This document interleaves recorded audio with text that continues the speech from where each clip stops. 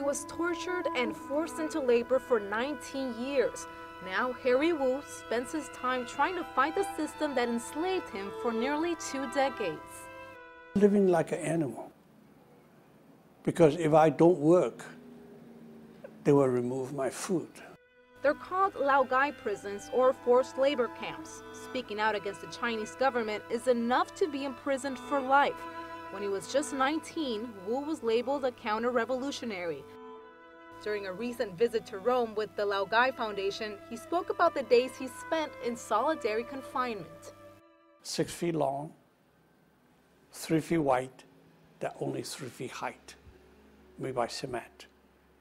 So I was inside, no blanket, no food, no water. At the beginning 3 days, I have to make a confession. If you don't do it, you cannot let you go. Wu survived and later moved to Washington, but he says it's a problem that still goes on today, with roughly 1,000 Laogai prisons scattered throughout China. There's about 3 to 5 million people as a labor force to make the product, make the benefit for the government. He says products like auto parts, hand tools, and even some Christmas lights are made by prisoners. Despite international laws that prohibit the sale of goods made through forced labor, Wu says plenty of them are sold in the U.S. Another concern is freedom of religion, since Catholics are often targeted. All the churches, all the temples is becoming government properties. All the priests, the pastor, sent to the labor camps.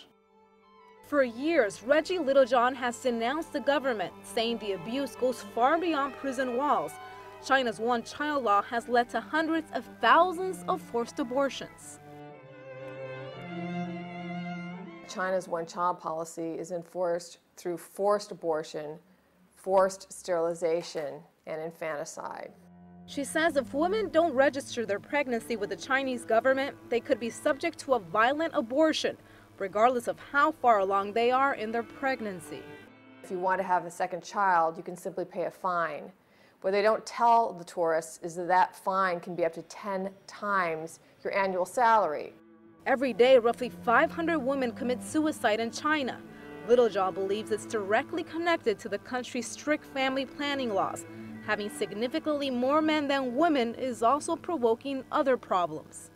Because of the gender imbalance in China and the presence of 37 million more men than women, women and girls are currently trafficked into China from surrounding countries. The fight against these abuses has been going on for years, and until they see changes, these activists say the fight will continue.